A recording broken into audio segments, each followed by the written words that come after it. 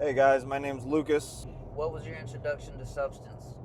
So my introduction to substances at a young age, it quickly progressed throughout school.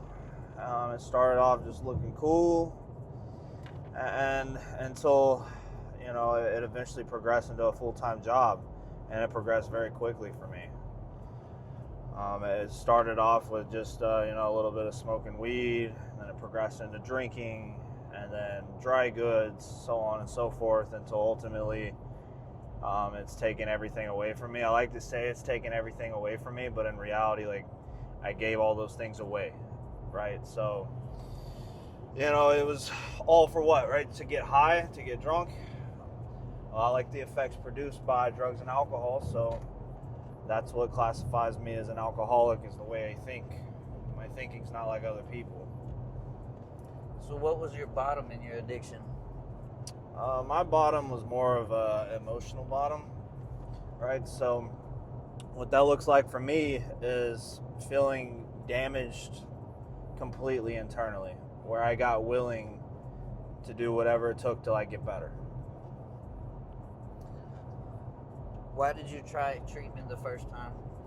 Well, the first time I went to treatment for like the family, but I learned very quickly that didn't work. In addition to a lot of other things, What age was that at? I went to treatment at 23 for the first time. All right. How many times did you go through treatment? I went to treatment more than 50 times. More than 50 times. Yeah, more than 50 times. All right. Yeah. Why did you finally go all in and actually try it, wholeheartedly and get it? Well, what made this the last time, which is my sobriety date's May 17th of 2024, what made that the last time is I was completely finished. I had had enough of doing things my way. I had to come to the realization that when I did things my way, I got drunk every single time. I got high every single time. So I had to start letting somebody else think for me. And that's when my life started to get better. But it was mainly I was broken completely, and I knew I was finished because I was like, how did I get here again? And eventually, like, it gets to that point, and then you get willing to change, which is my story. What's life been like for you since you got it? My life today, I mean, it doesn't even compare. It's a complete miracle. If you would have told me I would be doing any of this stuff that I'm doing today almost 2 years ago, I would have been like, you're crazy, because I couldn't ever see this happening personally in my life, the things that I get to do today. I thought I was going to die a hopeless alcoholic. You want to give us just a little idea of what you do today that's so great? Yeah, absolutely. So I work in treatment.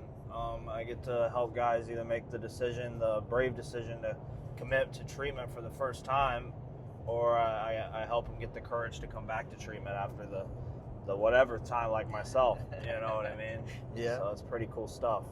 It's a privilege. I look at it like a privilege. If you could think of just one highlight, like what's the absolute best part of your sobriety so far? Like just one thing. Yeah, so the best part of my sobriety is getting to see the light come on in others' eyes. That's the most. Say when others get it. Yeah, when others finally get it, Yeah. and I see them start to get their family back or their kids back. They get a good job, and they get all the things back just from putting in the work. All right. So to help people with that, if you could spread one message, whether it's recovery based or otherwise, what would that be? You got to give yourself an honest shot. Like, at least do yourself a favor and give yourself a chance. We don't have to fight anymore, right? There's help out there. You just have to reach out, and you got to pick up the phone. We won't know what's going on unless you pick up that phone. We can't think inside your head for you. You have to pick up the phone yourself and then reach out. Do you personally believe that every addict has a chance to do what you've done as far as turning their life around, or do you think it takes a certain type of person to even have a chance at recovery? Oh, 100%. So I always like to say, if I can do this, anybody can do this, but it does take work, constant work on a daily basis, because this disease that I have, it always lies every single day to me. It always tells me something that's not true, and it makes me want to believe that some of the things that the disease tells me is true.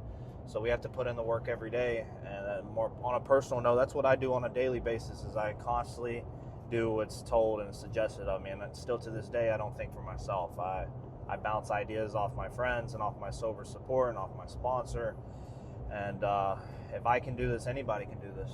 It's not one of my questions, but how important is it to you to have a sponsor in recovery?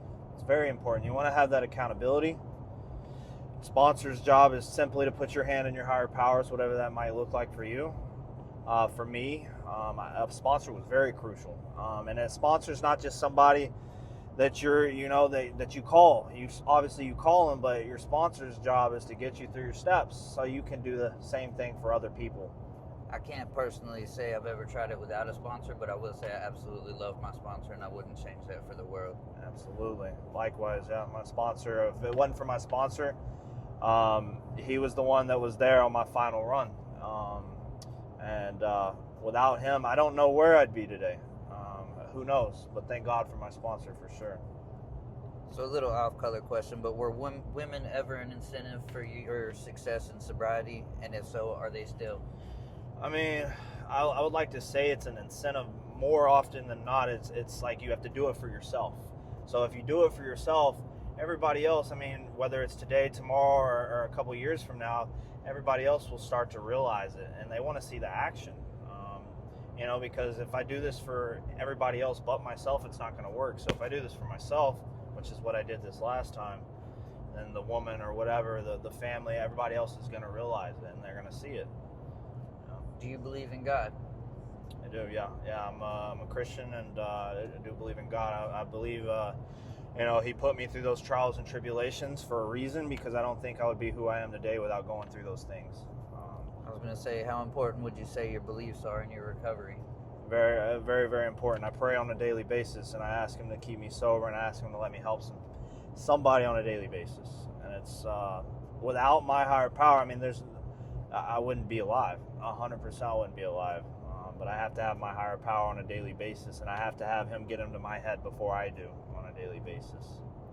So I've personally known you for about 10 months now, and I've seen you spend almost all of your time that I'm aware of either working in treatment, sponsoring guys, going to meetings, taking other people to meetings, or taking people to treatment. Why do you put so much of your time into, do you take time out for yourself, and why is it you pour so much into giving back? Yeah, absolutely, because one, somebody did this for me, so it's my duty to give back, but it's very important to find balance in your recovery as well. So I got sober to have a life, right? So what that looks like for me is I get to enjoy the little things that for a long time I took for granted, right? So that's like going to the beach, right? And I just get to sit there and be present, right? I get to actually see the things and remember the things. Like back in the day, I wouldn't be there, mentally or physically. So today, I get to find balance, and I get to enjoy things. I like to play basketball. I like to go to the movies. I like to go to the pool. I like to lay out by the pool. Just you find what brings you happiness. For me, helping others brings me happiness, and it's finally, I feel like it's my purpose today to help people that actually want the help. Who am I to keep this from somebody that wants to get better? That'd be very selfish. So we have one thing in common. I used to run into you in the parking lot at the beach every morning. You made that a part of your routine in recovery. Do you think you could ever move away from the beach and keep what you've got? I personally think that you can get sober anywhere. No, I'm not saying other people. I'm saying for what you've built, is that become part of? Yeah. Are you ever gonna move away from the beach? More likely, probably not. Probably will not move away from the beach, just because I built a routine, and another thing in recovery is routine. So I go to the beach. That's what I meant. That's part of my routine too now, and I struggle when I'm away from it. Yeah, it feels off. I struggle with addiction, but I struggle with my serenity. It's part of my serenity. Yeah, the beach brings me serenity. My higher power, obviously, that comes first. But I pray at the beach on a daily basis, and there's something about it. I really don't know how to put it into words, but the beach it's just the atmosphere there is, it brings me peace. I don't know how to put it into words, but it is a part of my routine and recovery. I heard you tell somebody else some good advice earlier. You were talking about the length of time that you stayed in sober living. Do you want to share that message with people? Yeah, absolutely. So, for me, I stayed in sober living for almost 2 years. I personally needed that. Not only, this is my first stint in sober living, but I felt like I needed to be held accountable for me personally, and it teaches you how to live sober. For me, I didn't know how to live sober when I got there.